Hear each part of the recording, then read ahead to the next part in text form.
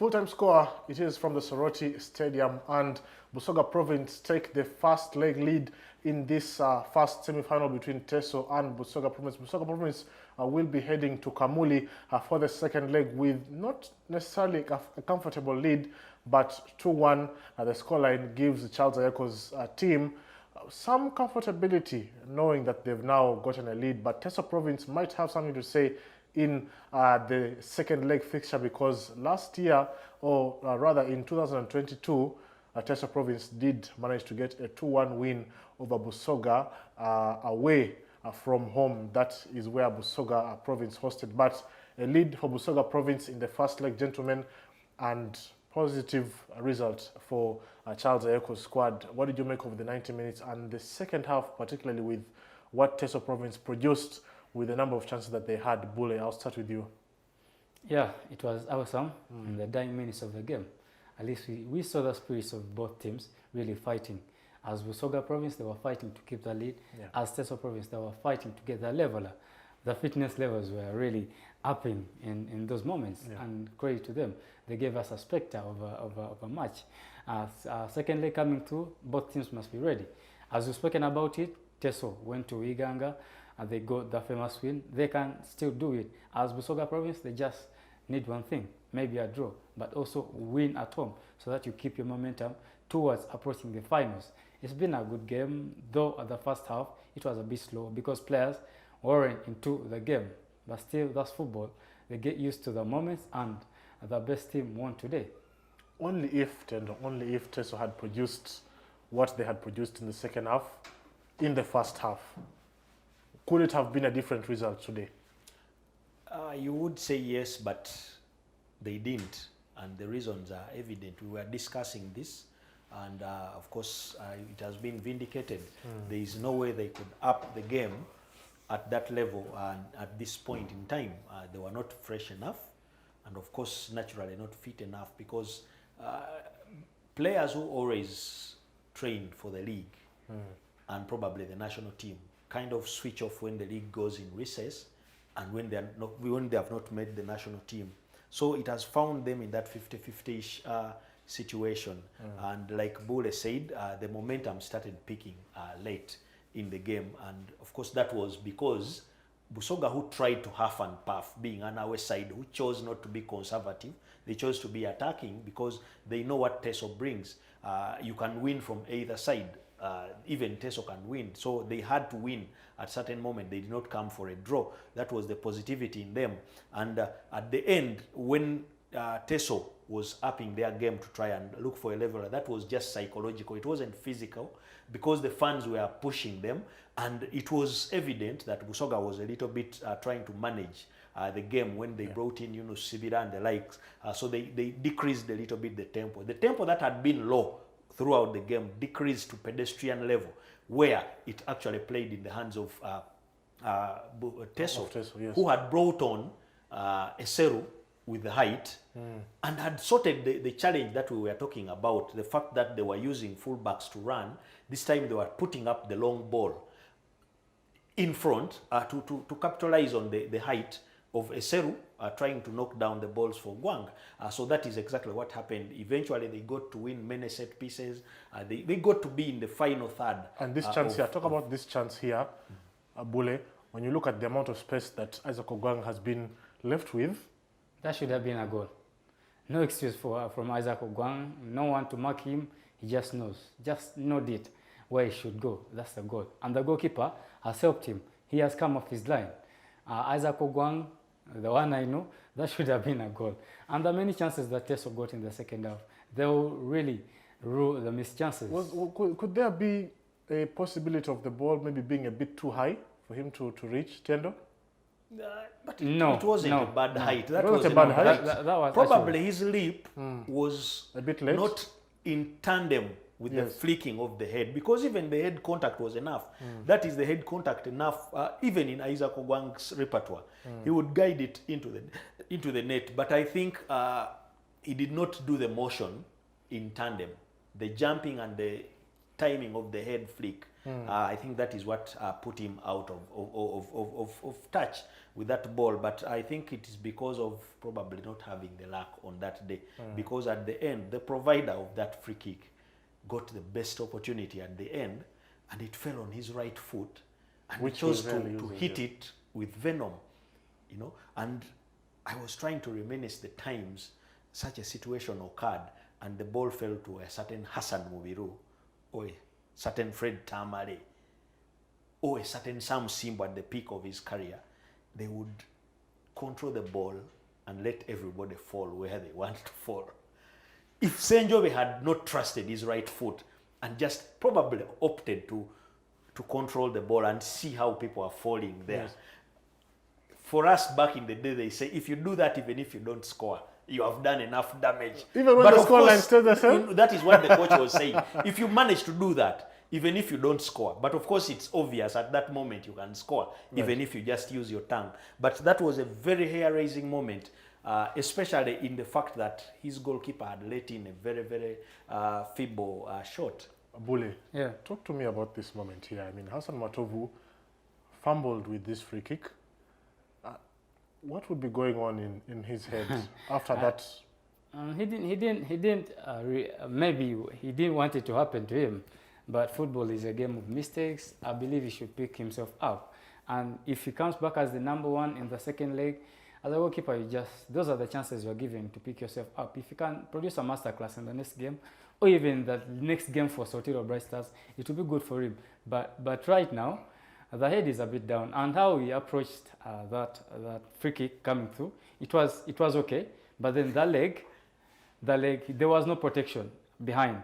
When the ball was coming through in the arms, there was no protection. At least you must place the body behind where you're going to receive the ball from. That is where the problem was. When the ball is coming, you just make a slow bend, or maybe just tap it as a goalkeeper. But these are mistakes, and he knows. And it's not that he's so poor, but it's just been a mistake of the day. And as TESO, they must rise up in the second leg.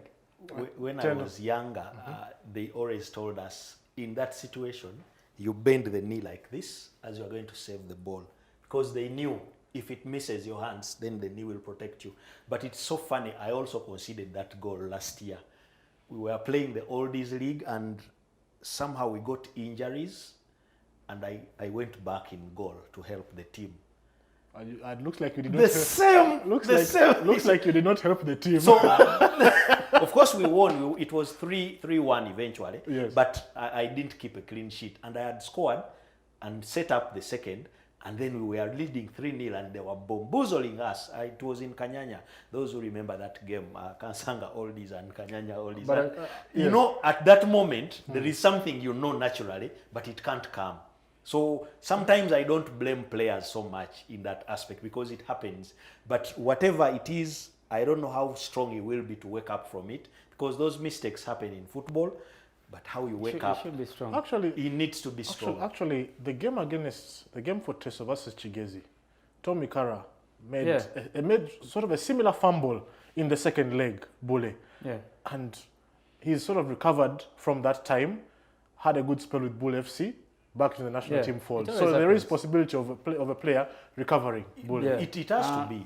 My worry about the TESO backline is that they're making a lot of mistakes. When you look at the goal that they conceded in their last game versus Chigezi, it was soft, which gave Chigezi a leeway into popping back in the game. But fortunately, the game was about to end. You look at this game, there was backline Ameli with Awalamu, and then Misaki giving them the penalty as BUSOGA province, and then that incident where Hassan Matovu fails to get a hand on the ball. At least they must sort themselves mentally if you're going to have an upper hand in the semis. Yes. Yeah. Actually, the truth is, TESO was the better side, but BUSOGA were luckier. Every mistake TESO made, BUSOGA pounced. But when you look at the chances TESO created, if they can go back and try to redraft, the only challenge in football is those situations, we don't recreate them. Because it shows your strength, and the other team's weakness. If you try to recreate them and read and see exactly how you maneuvered, because they have gotten more chances than BUSOGA has created. If they try to maneuver and then iron out where the edges came, they can actually outscore BUSOGA in the return leg. But because BUSOGA is lucky and they know how to maximize those opportunities, they are bound to score even in the home leg. So TESO must craft out a way of coming, probably, hopefully, to score 3 goals. And if they concede 1 or 2, they are still in it, because mathematically it will go into something else. But for the fans, winning a game is very important. And I think the people waiting in BUSOGA are going to be very buoyant, irrespective of the fact that it's still very close with the return leg. A result is a result. And yes, you've spoken about the amount of chances and being unlucky here. In this instance here, gentlemen, the situation that comes up right here, Isaac Ogwang comes into the midfield fold, passes the ball to a player that we wouldn't expect to be in a number 9 position, James Begisa. I'm asking myself this question. Shouldn't it have been the other way around, Bule? Begisa passing it to Ogwang and Ogwang having that opportunity? Maybe it was a moment, because I even see Owalamu still up front. Maybe it was a moment where they were caught in that mend, yes. And then Isaac Ogwang got dropped earlier to collect the ball before the incident. But still, those are the chances that they would rule to have missed as TESO. As a team, the coach, Mike John Erebu, must make some amends when they're going into the second leg. But they have a stronger mentality. The way they finished off this 90 minutes, it's been superb. At least you go into the next match knowing that we can have something in this game. How they're going to handle it is up to them as TESO province. My topic about TESO is that if they can manage to get an early goal in that game, it's going to be vital.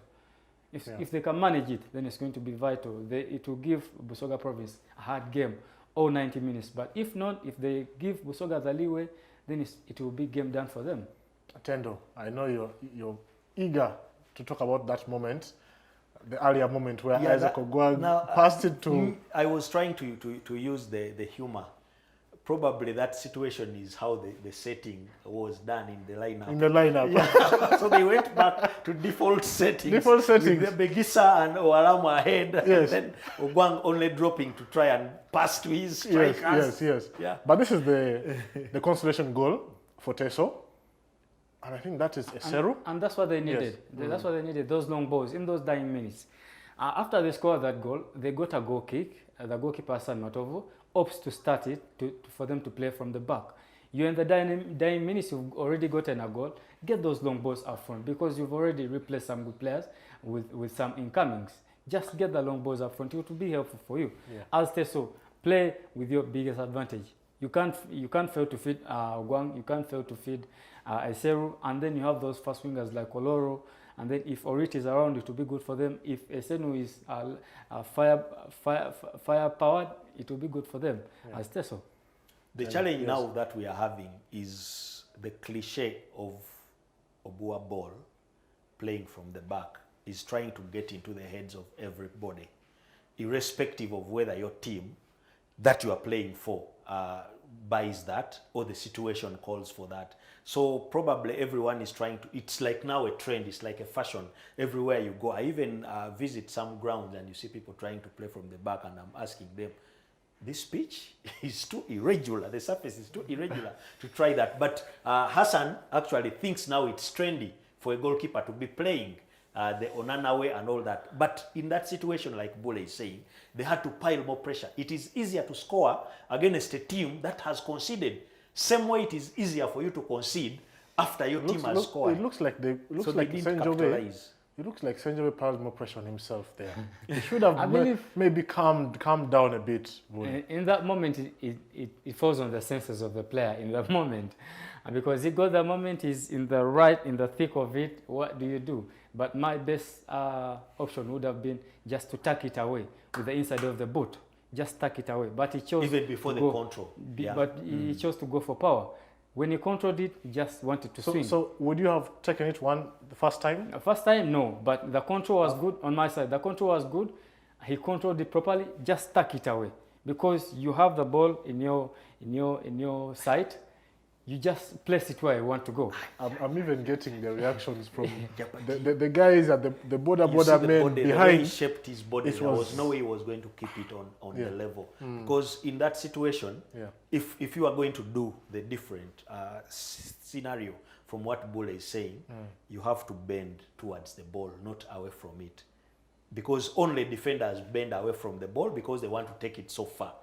If you want to take the ball closer, you have to bend towards it. That is what makes the ball go down. So I think the body shape there remained for a defender, unfortunately. Unfortunately. Yeah. Well, all right. 2-1, a scoreline from the Soroti Stadium, where Busoga Province has the first leg advantage. A 2-1 win for Charles Aeko's side over coach John Michael Erebu of TESO Province. The second leg is, of course, going to be in Kamuli next week, and that will be live on FUFA TV. But tomorrow, we're going to be back with a big one. And you know, someone here might be standing with legs apart. I'm not going to say the name, but he knows himself. Tomorrow's big game, Lango let him pick versus a song West Nile. from both provinces. Yes? To sing for us. Tomorrow? Yeah.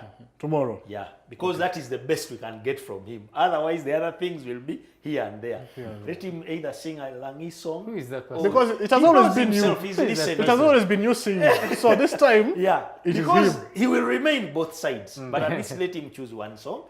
That keeps us in vibe. And what I heard is that the West Nile camp is full. What Even you the had, Nyons you is, know. Even the Jones is there. Yeah, they're around. Mami Shaban will be given a private jet. And then Alan Okelo, Polango, Yes. he's top notch. You just wait and see. The guy has given man us some has team news. info. Yes, some team news. He's ahead. He's going to be Gaige, the late Stephen Jesus. He goes to a tournament and both sides are his, and he's like, ate kisaya kigenda kubasara. Then he comes to you and says, ate bali bamanyi nti mugenda kubasara kakati mulinde endobo. That's what you should expect tomorrow live on FUFA TV. The game between Lango versus West Nile is going to be live at 4 p.m. Of course, the analysis starts at 3 p.m. You can catch all the talking points, including the team news and, of course, the coach's thoughts for the pre-match analysis. The game is going to be live tomorrow at 4 p.m. Stick to FUFA TV, the home of Uganda sports. See you tomorrow.